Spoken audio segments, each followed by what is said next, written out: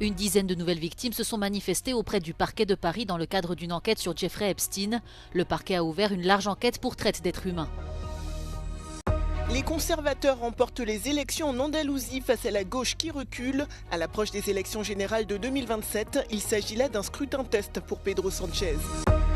La première ministre italienne Giorgia Meloni lance un appel à la Commission européenne à assouplir ses règles budgétaires pour faire face à la hausse des coûts énergétiques. Partie de Turquie le 14 mai, la flottille pour Gaza a été interceptée par la marine israélienne au large de Chypre. Ankara dénonce un acte de piraterie de la part de l'État hébreu. Une dizaine de nouvelles victimes présumées se sont manifestées auprès du parquet de Paris dans le cadre d'une enquête française sur le réseau du prédateur sexuel américain Jeffrey Epstein.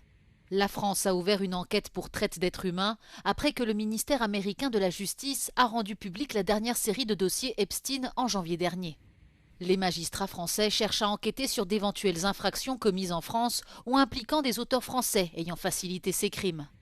Au total, une vingtaine de victimes se sont manifestées, dont une dizaine qui n'étaient pas encore connues du parquet. Les autres étaient notamment des victimes de Jean-Luc Brunel, agent de mannequin mis en examen pour viol sur mineur, qui s'est suicidé en détention en 2022, ou de Gérald Marie, ex-dirigeant de la prestigieuse agence de mannequins Elite, visé par des plaintes et qui a nié les faits par le biais de son avocat. Malgré les sondages qui les disaient perdants, les socialistes, menés par María Jesús Montero, voulaient quand même y croire. L'ancienne ministre des Finances, proche de Pedro Sánchez, avait même démissionné de son poste pour faire campagne. Ce dimanche, son parti a subi une nouvelle défaite lors des élections régionales en Andalousie. Le PSOE a seulement remporté 28 sièges sur 109, soit 2 de moins qu'il y a 4 ans. La région la plus peuplée d'Espagne a été gouvernée par les socialistes pendant près de 40 ans jusqu'à la victoire des conservateurs du PP en 2019. Arrivés largement en tête dimanche avec 53 sièges au Parlement régional, ces derniers ont cependant perdu leur majorité absolue. Pour gouverner, le président de la région, Juan Manuel Moreno, devra donc composer avec Vox, arrivé 3e. Le parti d'extrême droite a en effet gagné un député, passant de 14 à 15 et se retrouve dans un rôle stratégique. Avec un discours régionaliste fort, le parti de gauche Adelante Andalucía réalise une forte progression et passe de 2 à 8 députés. Il s'agit là du 4e scrutin régional en 6 mois.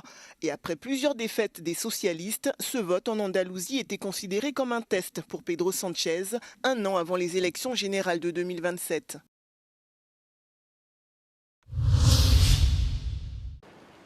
Première ministre italienne Giorgia Meloni a appelé la Commission européenne à assouplir ses règles budgétaires pour les ménages et les industries confrontées à la hausse des coûts énergétiques. Dans une lettre adressée à la présidente de la Commission, Ursula von der Leyen, Meloni a déclaré que l'Union européenne devrait accorder à la sécurité énergétique le même niveau d'urgence et d'importance qu'aux dépenses de défense.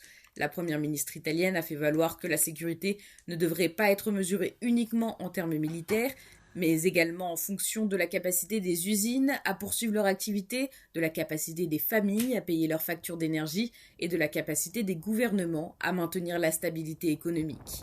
En Europe, la crainte de la crise énergétique grandit au fur et à mesure de l'escalade des tensions au Moyen-Orient. Meloni fait valoir que Bruxelles avait déjà assoupli ses règles budgétaires en réponse à l'invasion de l'Ukraine par la Russie, ainsi qu'aux inquiétudes croissantes concernant la préparation militaire de l'Europe. L'Italie cherche désormais à obtenir une flexibilité similaire pour des mesures énergétiques d'urgence. Sur ces images de vidéosurveillance diffusées à la presse, on aperçoit sur ce bateau plusieurs personnes vêtues de gilets de sauvetage et qui lèvent les mains en signe de reddition. En face, un bateau de la marine israélienne qui a pour mission de les arrêter.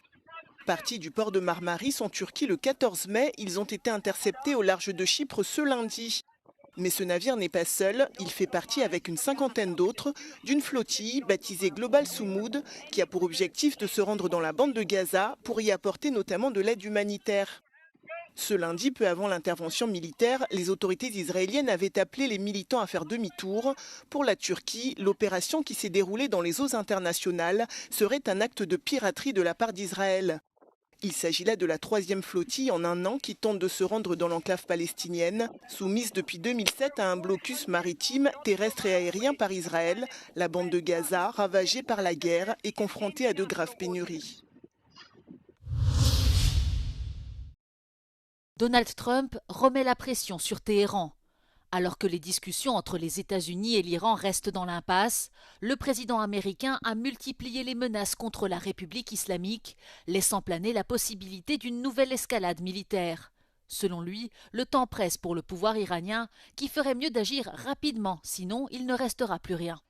Depuis plusieurs semaines, Washington tente d'arracher un accord destiné à mettre fin au conflit lancé le 28 février dernier. Mais malgré une trêve conclue début avril, les négociations continuent de piétiner et selon les négociateurs, les divergences restent importantes.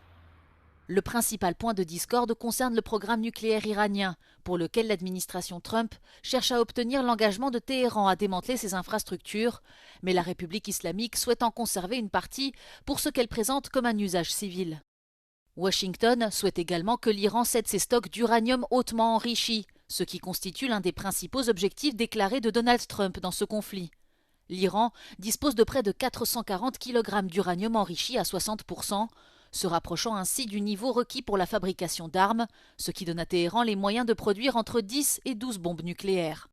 Dans le même temps, le Pakistan affirme qu'il continue d'explorer toutes les voies possibles pour parvenir à une résolution diplomatique du conflit entre les États-Unis et l'Iran. Dimanche, une délégation pakistanaise s'est rendue à Téhéran pour s'entretenir avec le président du Parlement, Mohamed Bagher Ghalibaf, afin d'étudier la possibilité de faciliter la poursuite des pourparlers avec Washington. Tout commence avec cette convocation sur papier vert. Celui qui la recevait devait se présenter immédiatement dans un gymnase pour clarifier son statut de résident, mais ce qui s'ensuivit changea à jamais la vie de milliers de personnes.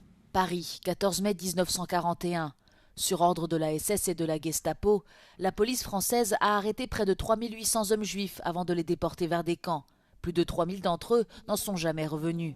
Aujourd'hui, une exposition à l'ambassade de France à Berlin commémore cette première grande rafle de juifs en France occupée et montre pour la première fois les visages des victimes. Toutes ont un sens et surtout, elles sont notre mémoire et peut-être notre futur. Ça, c'est une preuve irrévocable de ce qui s'est passé.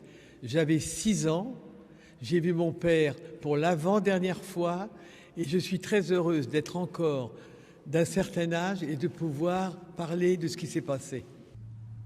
98 photographies considérées comme perdues pendant des décennies ont été redécouvertes en 2020.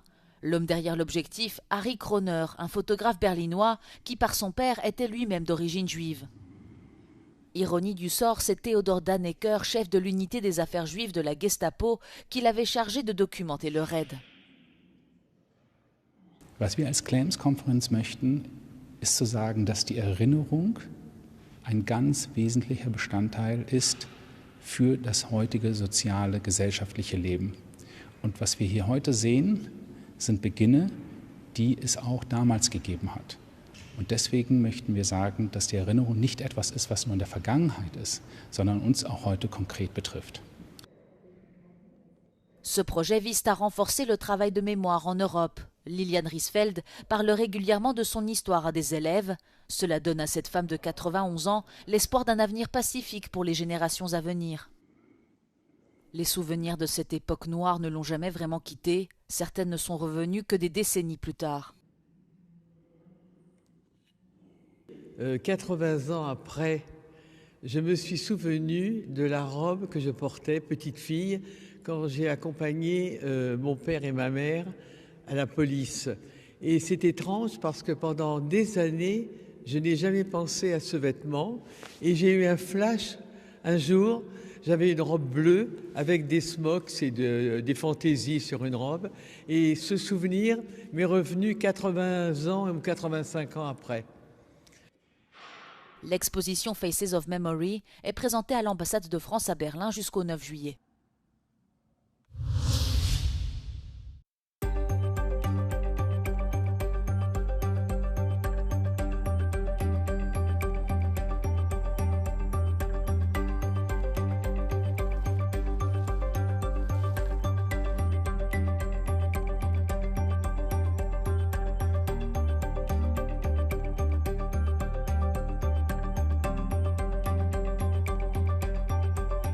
The Urban Art Biennale 2026 is really an international show. We have 50 artists from 17 countries from 3 continents, and it's really showing street art, graffiti, urban art at its best. We have the car-like installations like this behind me, which are sort of monumental fossil mobility, which is covered from a Pompeii-like dust cover, or we have the huge roof of Amparito, the writing on the roof of the Möllerhalle, which is really the biggest work in the show.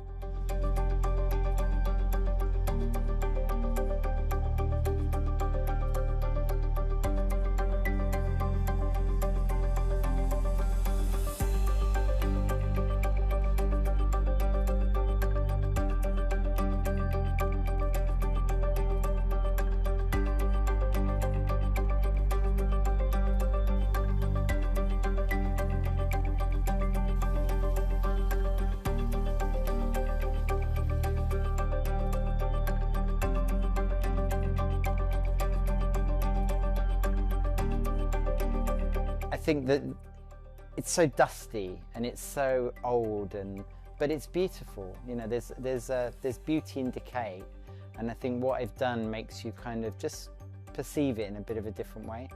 It's like a nice place, people walking around, there are bees, there are beautiful flowers, but yeah, we still remember the history, and that's super important.